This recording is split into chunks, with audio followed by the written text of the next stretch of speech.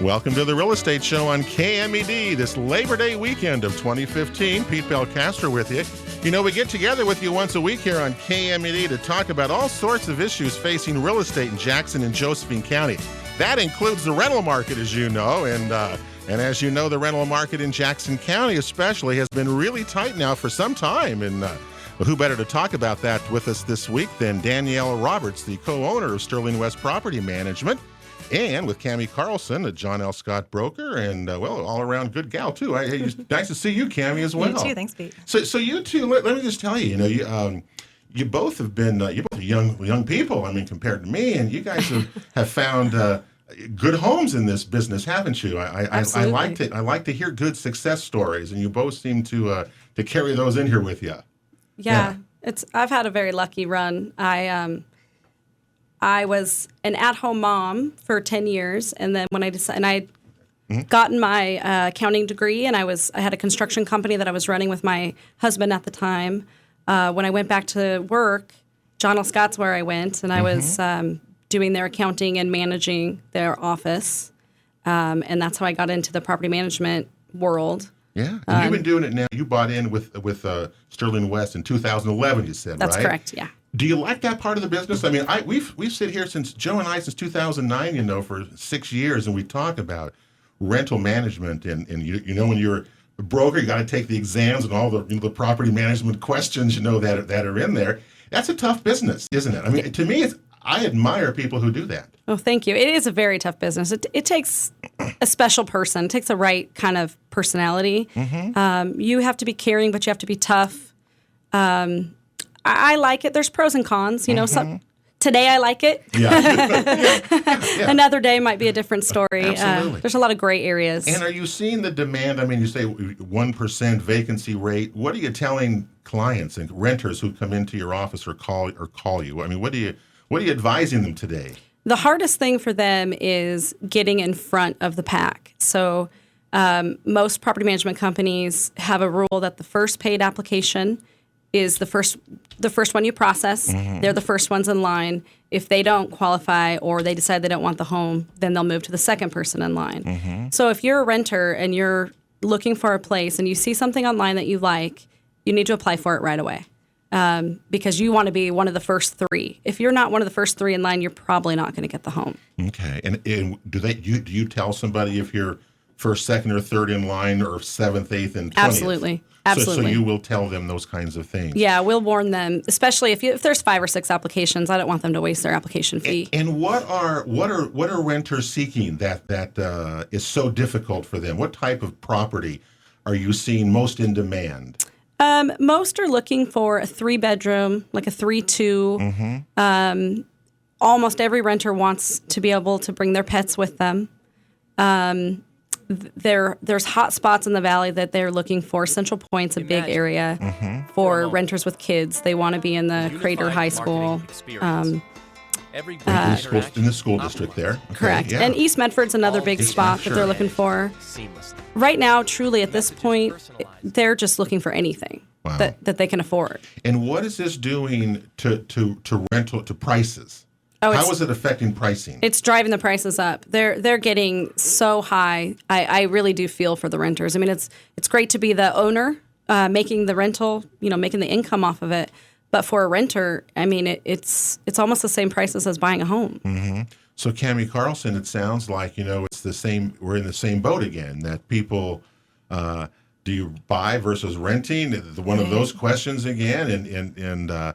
But I agree with you, Danielle. I really empathize with people who are searching for a rental and can't find them, and the prices are going up. Yeah. So it's just like real estate, Cammie, where it's a seller's market in real estate. It's a landlord's market, or it's what do you call it? I guess the landlord market in rental, isn't it? Yeah, it really is. Yeah. So what? I mean, there's no, and the thing is, we can't sit here. There's no fix to this. I mean, what's the solution? How are we going to resolve this? Because are we going to go on this way for an extended period of time? I guess that's the crystal ball question, isn't it? The solution is to get investors here, to get builders building properties. If we had more inventory, the prices would regulate. They would get more reasonable. That's really, we have a huge need for inventory. Well, back in 2009, when we started our show, Shelley Culbertson from Tyler Tyler, they're all predicting the housing shortage, today. Right. And I remember saying to them, I think you're crazy, but we didn't build anything for so long, and we're certainly seeing the effects of it now. So, Cammie, what do you do if you're a person? We have lots of listeners, and many of them who've bought rental properties to kind of help along this thing for their own business or their own life. What is it about right now? Why would it be a good time, or is it a good time, I guess, for someone who maybe has never done it but has thought about it or has done this before? Is it a good time to invest right now into rental properties, do you think, in the county? I absolutely do. Southern Oregon in particular is a really special place. One, we get to live in a beautiful area, but the benefits far exceed that, I think, with the housing market. I came from the LA market, so I sold it, in that area for 18 years.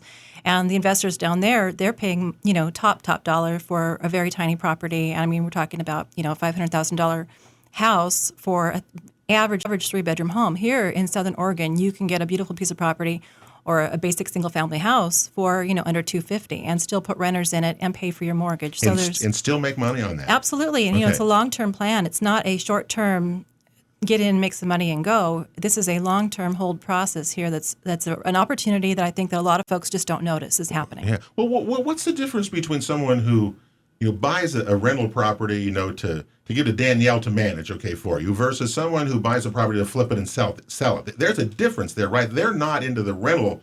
Huge difference. Yeah, it's a huge difference. So, I've bought and sold probably 22, 23 properties over the course of the years since I've been licensed, and those were primarily down in the LA area.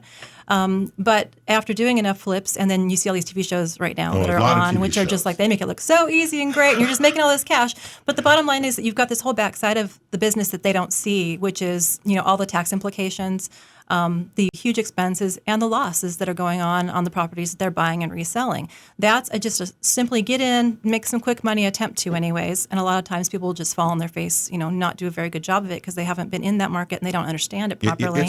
You're right. It's it is much more difficult tricky. than I think people realize. It is incredibly difficult. Yeah. You really have to know what you're doing. Yeah. And I don't advise it. There was a time and a period for it. I think if you were savvy enough and you knew what you were doing and that was all that you did, but it's looked at as a business. So you do have a big tax capital gains on those properties when you go in and out really quickly. But what I'm talking about doing, and really want to encourage my clients to do, is look at a buy and hold strategy, particularly for Southern Oregon area. And buy and hold. Buy and hold. This is long term. So looking at your future now, which is very difficult to do because we're always, in the moment trying to get things accomplished on our day-to-day basis. But a little planning really, really goes a long way. So it's important to start planning ahead 10 years from now, 20 years from now. Just consistently having a tenant in that property and making that payment on it, the tenant's making that payment for you so you don't have to think about it. You hand it off to Danielle, and then you let Sterling West, run the management side of it so you're not tied down. That was my next question. Do you manage your own, or do you have a property manager do it for you? I prefer not to manage my own. Okay. At the very beginning, I usually do when I own a property. I'll hang on to it just for a little bit until I get my footing. But I am also in the business. I've been a real estate broker for 23 years, so I know what I'm doing with it, and then I can hand it off to Danielle. But I do not want to manage property. So the question is, why is it important? Because I wouldn't either. I agree with you. Oh, Cammie, I agree with you totally. I would not manage my own either. But why is it important that? What are the reasons why someone would go to a property manager versus doing it themselves? Well, one, they've got the history and the experience. They've gone through their licensing. So, of course, agents have as well. But as a property manager, they have to get a property manager's license. So they're mandated by the state, and they've got certain rules and regulations to follow. They know what the tenant-landlord laws are. Most individual homeowners or individuals, single people, they just don't know what the rules are, what they can and can't do. So a lot of times you will find people that own properties that have renters in them that are trying to manage it themselves. But I've seen times where tenants are taken advantage of, and there's also things that the landlords could be doing to benefit themselves more of a long-term strategy that they're not doing. So it's important to have somebody that's professional on your team. Anytime you're going to go and buy property and you want to start thinking about your future and keep it as an investment, you really need to have a team of professionals on your side. So you have a property manager, you have a CPA, you have a maintenance crew, things like that to help you through it. But in particular, Sterling West and Danielle, they've got a team of these people already in place and ready to go. So you don't really have to think about it. It's well worth having a property management take care of it for you. It's less of a headache, and you can focus on your life. It's just like clockwork. Boom. Every month, they handle the checks that come in. They handle the tenant issues that come through. The interesting part of it, Danielle, is how do you walk that line? Because you're, as a property manager, you have the landlord pays you and hires you. Correct. But yet the tenant, you have to obviously work with the tenant and honor the tenant on behalf of the owner. Absolutely. So how do you walk that thin line? That to me is the most, seems to be anyway, it may not be for you. That's the most difficult line, isn't it, to me in property management? Well, what's interesting is my beginning time at John L. Scott as the office manager really got me set up for property management. The first thing I realized when I walked in the door there was the agents need the staff and the staff needs the agents, and nobody is making money without each other. Okay. And it's the same thing with property management. I need the tenants, I need the owners, and they all need me to keep them from ripping each other's heads off. So Sterling West is a little bit unique, I think, that I was able to come in with that background already because it was a big deal to me that we made sure the tenants felt like people. They felt like valuable part of our business just as much as the owners did. And in fact, we have tenants come in all the time. They bring the staff gifts or lunch they feel very appreciated to be treated like a person. And you want them to stay, right? I mean, you want your tenants to stay for your landlord. Absolutely. Because when someone moves out, so you're going to lose money or whatever. Absolutely. Turnovers are very expensive. And are you seeing the turnover? But you're not seeing any turnover right now. Is that part of the problem too? That people are no place else to go? I mean, look, the inventories, the general inventory of residential properties, we have a 2.3 month supply. Right. So that's not very much inventory. So are people not moving out of rentals right now? There's a combination going on. There's not a lot of people moving. And if they are, there's somebody right in line behind them taking the place before it's ever even advertised. So right now, someone can move out and, it may be vacant for a little bit, but you're going to be able to fill it just like that. Usually like a week right now, within a week. Within a week. Mm-hmm. Oh, that's pretty fast, isn't it? Yeah. And you're going to come back, generally going to raise the rent again when you come back. Sure. Do the landlords raise the rent, or do you as the property manager determine that? It's teamwork a little bit. I have once a month I evaluate the leases that are coming to their end, and I just take a look at them and think if we can raise them or if we should keep them. And you evaluate your tenant situation. Is it a long-term tenant that you really want to stay there? You don't want them to move. There's kind of a little bit of a process to it. And then I contact my owner and tell him, this is what I'm thinking. How would you like to handle it? And we sort of work it out together, whether we're going to raise it or not. So you do that together. It makes sense because, those are big decisions to Absolutely. make, aren't they, for everybody? Absolutely. Yeah, I don't know what's going to happen. I'm concerned really as you are that we have a real housing shortage going on here, and the prices you say are going up. You're seeing that, Cammie, as well, then? Yeah, absolutely. I don't know what people can afford. I mean, there's affordable housing issues that are still out there. And Absolutely. My big concern was that we're not building any apartments, complexes around. I mean, you manage those too, correct? I know you do that kind of thing as well. Is that true? I mean, I don't see any of that being built. I don't either. Around the valley at all. I don't either. And I think that if we could just get a few of those built, I mean, you can add 30 units in one complex. So we could have 60, 100 units. If we had 4 or 5 of them pop up, that would help a lot. Yeah. That'd be a big help. Come to this year's Labor Day Mattress I don't see anything on the horizon there. So we may be into this current cycle of low vacancy, higher rents for some period of time. Just like we talked about the housing market, at John L. Scott. That's going to continue for some time here. So it will, but that's why it's such a great opportunity for somebody to come in and maybe they have some money set aside for their retirement, or maybe family members want to partner, or whatever the case. It's just a great time, I think, to still come in and buy one of those units that's currently available. Yeah. What's the scariest part in it for someone who's never done it in terms of this? What do you That think they've is never done it, and the unknown, which is exactly why they need a game plan. And having a game plan means getting people on your team that you completely trust. It's not necessarily the financing part of it. It's not the looking for the property part of it. It's not the scariness of having to own a building and turn it over to a property manager and what that looks like. It's just, overall, all these bits together seem overwhelming, but it's actually very simple if you break it down piece by piece. You got to start little, you have to little start chunks, little don't you? chunks. Right. But Yeah. you have somebody on your side like me or you, and it's already in the business that can help them and guide them. What's the first thing, Cammie? What's the first thing they have to do? You got to have the money available, I guess, because you got to put more down payment, don't you, on a rental property that you're buying? A bit more. Right? They prefer 20% down payment. Okay. Yeah, absolutely. But the interest rates are still really good. You can still come in, and get something at a 4.25% interest rate for a non-owner occupied property. Yeah, and as we say right now with the stock market the way it is, and China the way it is, yeah, crazy. Real estate is a tangible asset. Absolutely. You can touch it, you can feel it. It's fantastic. And it's not going away, and people still need a place to live and rent. Yep. And so that's what drives this whole thing. Hey, the Real Estate Show on KMED today is September the 5th. We're with Danielle Roberts and Cammie Carlson. We're coming right back here on AM 1440 FM 106.7. Real Estate Show rolls on KMED for September the 5th of 2015, Labor Day weekend. Hope you're going to go out and make something happen. Weather is cleared up, smoke's gone.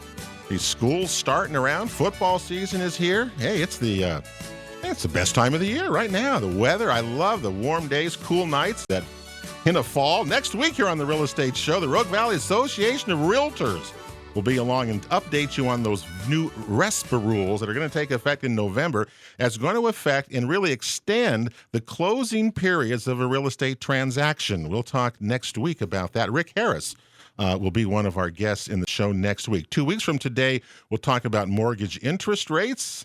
And, those continue to, as long as they stay the way they are, the real estate market will continue to be really moving. And if those interest rates start going up, this whole thing could come to a big old halt in a big, fast way. But at least that's what I would say from watching all of this over the years. Today, we're with Danielle Roberts. She's the co-owner of Sterling West Property Management here in the Rogue Valley with, your office is in the John L. Scott building there at the Medford Center. Yep. And I know you're going to be moving to Ashland, too. I'll talk to you about that in a second here. And also with Cammie Carlson, who is a real estate broker with John L. Scott. And, Cammie, your career has been in real estate, property management, and managing and buying, selling. You've done the whole gamut. That's really impressive. I've done a lot of it. Yeah, I was fortunate enough when I was 19. I was working at a bank, and I noticed this is kind of a funny little story for you guys. But I noticed that all the big deposits that were coming in were from real estate brokers. So there you have it. And that was a long, long time ago, in a different market altogether. But from there, I went on to do property management, and I really got to say, I have a ton of respect for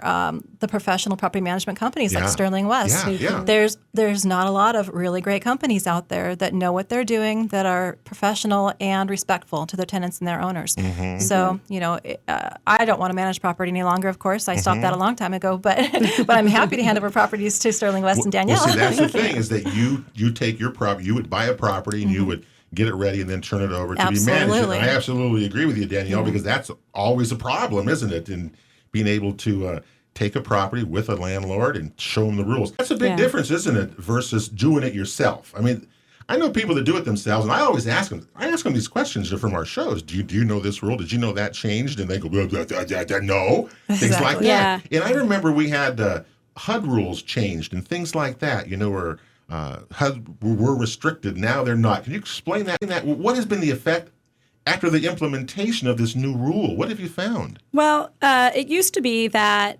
owners it would be a question in my preliminary interview with an owner, will you take HUD housing? And they have the opportunity to say yes or no. Right. And then an applicant would call in and ask if this home accepts HUD. And it was this whole thing. And now it's just every home has to accept HUD. That's the law that changed on January 1st. Now, when you say accept, what does that mean? Well, when a tenant calls and says, do you accept HUD? The answer is yes, we do. Okay. The difference is the little loophole that I think most owners don't understand is if your home has never gone through the HUD inspection, you say, yes, we accept HUD. The applicant applies for the home. If they qualify, you send the HUD inspector out to the home, and they go through and they tell you all the things you would need to do to make it HUD approved. HUD approved home. And okay. it's at that point that the owner is allowed to say that they don't want to do those repairs. At that point. Okay. Correct. And that's their out. And that's their out if they want to. So, because I'm going to have a HUD inspector come in, they're going to go through the home. I remember those. But then that's the point where then the landlord can say, I'm not going to make the repair. Exactly. Okay. Exactly. And are you seeing, do you have a lot, is there a lot of HUD applicants that you see, Danielle, that come through? Quite a few, yeah. Quite a few. And really, for me, I advocate for the owner to go through the HUD inspection, and if it's not overly expensive, to go ahead and do it. Really, it's guaranteed rent. HUD is never late on rent. You're always going to get paid. There's a lot of great applicants that are on HUD, they're going through school, they're raising their kids, single moms, etc. We really don't have any problems with them. They're all people. It's the same. Really, it's just like every other tenant. Really, there's been a stigma about them, I think, with some of the owners, but I really don't see it. I don't really understand it. But you see a lot of people seeking HUD homes. Are HUD rents generally lower than the general, I guess, public, if that makes sense? They're not. The rents are the same, The rents are the same. rents are not going to be different. Exactly. So see, that's what we're seeing is those rents, and people at certain ends of the spectrum are really going to be squeezed here. That's what really concerns me more than anything. Absolutely, isn't it? I agree. Yeah, we're for seeing sure. a lot of people going to be squeezed out. Absolutely. But it's also a good time. Cammie, what about when you manage it yourself? You say you don't do it. What are the other things that people who manage their own properties need to really be aware of today? Well, I have managed it myself in the past just because I had been in the business early on and learned, about what you had to do. But at that time, I had inherited some properties that had tenants already in them that were non-paying tenants, and so I ended up in eviction court a lot of times. So, for example, you've got if you do have a non-paying tenant, and that does happen from time to time, then the landlord or owner needs to know what the rules are about serving notices and processing evictions or things that are on the not so fun side of owning real estate. But again, you hand that off to a property manager, you're not dealing with it on a daily basis. Yeah. Because the other thing is the landlord-tenant laws are very strict in Oregon, and they really, unfortunately, side with the tenant more than the owner. Yes, they do. Yep. You fill out your note wrong, your forms wrong. I mean, one little mistake will throw it completely out of court, and then you have to start the whole process over again. It takes about a month to get a renter out, and that's if you do everything correctly from start to finish. If you mess up along the way, it's 2 or 3 months, and all kinds of damage can happen. And damage and loss of money. I mean, all sorts of things can happen. As a property manager, that's what you want to avoid, those kind of conflicts, don't you? Absolutely. What other areas that you see that people get in trouble with in this area? A big one that I see is owners going over to the property without posting notice. Okay, so the days of kind of the neighborhood landlord walking around and saying hi to his tenants, and those are gone. I mean, you can be fined up to 2.5 times the rent for doing that. Really? You walk onto a tenant's property without giving them a 24-hour notice, 2.5 times the rent is your fine. And most renters know that. I was going to say the renters know that. So if the landlord doesn't, you can get caught there. Absolutely. Wow. What else would be some of the things that people need to be aware of that you always worry about? I suppose. I mean, it's not you think of the same things all the time. Repairs are another big thing. Okay, repairs, sure. Damage. I would think damage to the property. Damage to the property. If you put your property under Sterling West, for instance, we have a policy of doing an interior inspection at 3 months, and then we go back every 6 months. And you take photos too, and those kind of things. See, that's what I like about it, and that's what you better advise people who do your own. You need to do this, which is exactly what you're saying. Yeah. You better document this. You post your notice, you show up, you do everything legally, you fill out, we have a whole form that we fill out, and we walk around the property, and you can take care of all kinds of damages by doing that. If we see that the carpet's heavily soiled, we can require them to clean the carpet. We can serve them noncompliance notices and fine them until they take care of these issues. And that way you're not waiting till the end of the year lease to deal with problems that are now far worse because they weren't taken care of in the beginning. That's another big one. Yeah, because that can add up into tons of money. Absolutely. In your investment then, Cami, is like down the tubes. That's right. You want to protect that investment as much as possible. Yeah, and you know, you don't do it anymore, right? I mean, you're not investing still. Are you doing that? Oh yeah, at all? I'm still investing, but I'm not managing myself. You're not managing because I've got commercial properties, and I see agents and people around, friends, and we talk about this a lot of rental properties, whether it's a commercial building or something or rental, that if you have something tangible, especially in the down times, and we saw that, I saw that when I became a real estate, when Joe and I became brokers in 2007, so many brokers were selling their properties that didn't have any other income. Right, exactly. And certainly if it's a one income thing, you know, this is a way that you can get into it relatively cheap for an investment, can't you? It really is, yeah. And actually what I'm seeing right now, too, is a lot of clients that are diversifying and they want to exit out of their stock market early strategy that they had. And so they're taking those funds and they're putting them into real estate because it's more of a secure type of investment and, you know, and long-term and stable as far as that goes. There are different types of investment properties that you can buy, so it just depends on what somebody really wants. And you're right. Now's a good time because if the interest rates start going, you're going to have to put more money down and those kind of things. So it just takes a little bit of money to do this, you know, and you save it and be smart and it'll grow and you got a great investment for you. Well, hey, you know, we're going to take a break here. When we come back, we're going to get Danielle and Cami's comments on the marijuana world, legal marijuana and rental properties. Whole nother topic, folks, isn't it? Here on the Real Estate Show on KMED. We're right back. Real Estate Show continues here on KMED for Labor Day weekend of 2015. Pete Belcastro here with you, and real estate broker with John L. Scott. We get together with you once a week here on KMED to talk about real estate issues. Today we're talking about property management with Danielle Roberts, the co-owner of Sterling West Property Management, and with Cami Carlson, a real estate broker with John L. Scott and a investor. And although you do all sorts of things in real estate, Cami, I got to tell you, you've done it all. I'm impressed by that. I have. I get bored easily. What can I tell you? I was going to say, she's looking for projects to do too. I mean, that's what's the fun of it. Looking for partners. Absolutely, always looking for partners for sure. Looking for partners in different projects. People have all sorts of ideas. That's right. That's what makes it fun. I would just tell you, Danielle, that when I'm on floor duty down at John L. Scott in Ashland, for example, I mean, every day it's there, people come in looking for rentals and rental information. It's just constant. And I know that of course, you have an office in Medford, a John L. Scott office in Medford, but you've added one in Ashland, right? Is that what you've done? I have. Cami has a private John L. Scott office over on 4th Street across from Noble Coffee. Oh, okay. And I have now taken a desk space there for that very reason, to be able to have a body to fill the need when these people are walking in. It's just one thing to be there in person and something completely different to be handed a business card, which is why we decided to take that leap and move over there. And plus, it's just a beautiful, peaceful, wonderful office that gets me out of the chaos of my everyday. So yeah, and I agree with you that people want to talk to a human body. Yeah. You want to talk to somebody who can help you. Absolutely. And that's a risk, isn't it, that you've taken? I mean, that's what business is about, taking risks, and so you've done that. Yeah, absolutely. All right, let me change the subject totally out of this, and the issue of legal marijuana and renters and landlords. You know, it's legal now in our state. What are you hearing? What are you seeing? What's happening? Is there an issue with this? And the reason I asked that, the sheriff was with us here on a show in July, and his thing was to let's wait a year and see what happens before we start making all sorts of rules and regulations regarding this stuff. Absolutely. Okay, so what's happening with the rental side of this? That's exactly what our approach has been too. It's so gray. It's up in the air. There's really not a lot of very set rules. Our concern is protecting the investment of the home, not judging what's happening.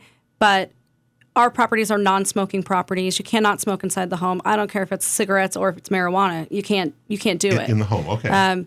Growing plants outside is something that we have elected to not be a part of, just because for a property manager, there's all these rules about how many plants you can have, how big they can be, and we've just decided we have enough headache going on that we're not going to police that right now. I wonder if that's going to get challenged. I mean, that's one of the things that's out there is that you said we're going to do it this way. Right. And then someone's going to say, well, pooey, the law says this, Absolutely. I can do it this way. It will. So that's what It will get That's what challenged. And we decided we'll deal with it then. I would Good plan. let somebody else decide that. And are landlords concerned with this, or are they not at this point? Are they waiting to take a wait and see attitude? I think I have a 50-50. Okay. Half my owners are very concerned about it.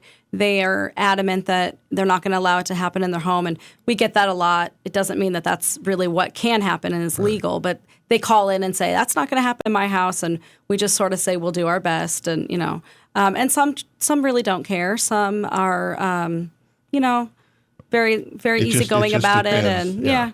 Well, we've had brokers in here who've had properties who were rental properties that were sold. The tenant got booted out when the lease was up, and they became marijuana growers. Right. That does all sorts of things to a property. It basically is going to ruin it, in my opinion, anyway. Yeah. But those are things that are happening also, which affects the rental market, because here was a good rental, it's gone now, et cetera, et cetera. It's changing everything. I mean, I don't really know is. legal marijuana is changing it. Certainly when we go into rural properties and the use of water and all sorts of things that are out there.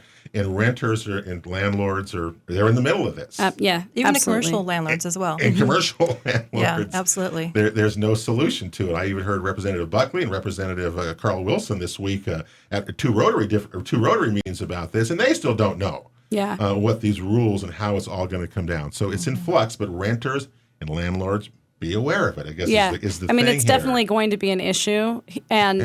And like you said, the rules that Sterling West has adopted at this point, they may not hold. It may get challenged or Are will others get doing challenged. that too? Have you heard other property managers doing that too? Yes, I believe that's probably what the majority. I know that some of the largest companies are taking the same stance we are, and it's really just a business aspect.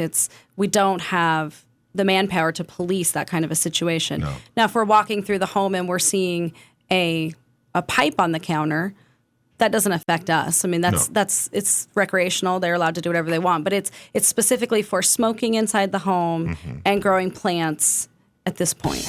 Okay. It's Macy's Labor Day sale. Get ready to score big savings for every room in your home. Get ready to upgrade your home with amazing deals from your favorite names and most wanted brands.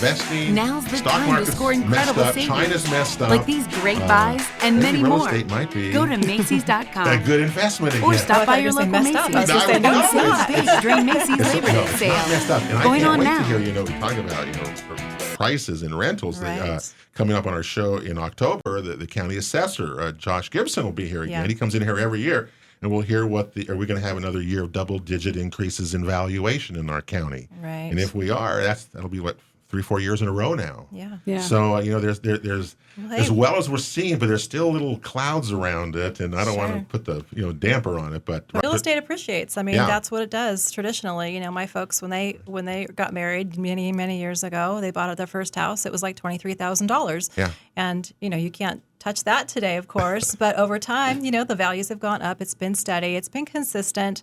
The market fluctuates. The real estate market fluctuates, of course, like others do. But it's tangible. And it's there. And if you don't want to live in your house any longer and you want to move on to another house, then it's a perfect opportunity for you to become a landlord.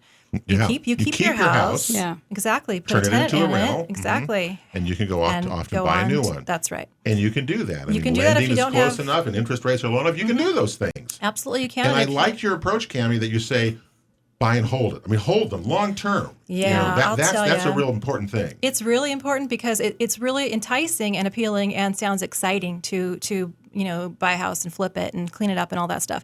But long term, you have nothing to show for it. Here I am all these years later, and I had all these properties, and I did it over and over because it was super fun and addicting, and I was in the business. But look what I have to show for it. Yeah. Nothing. Had I just kept all of those properties, I would not be speaking with you. I would be hanging out in Maui right now. So the point is, That's the most honest comment I've heard on It's the real, show. let me tell you. It's true, very true.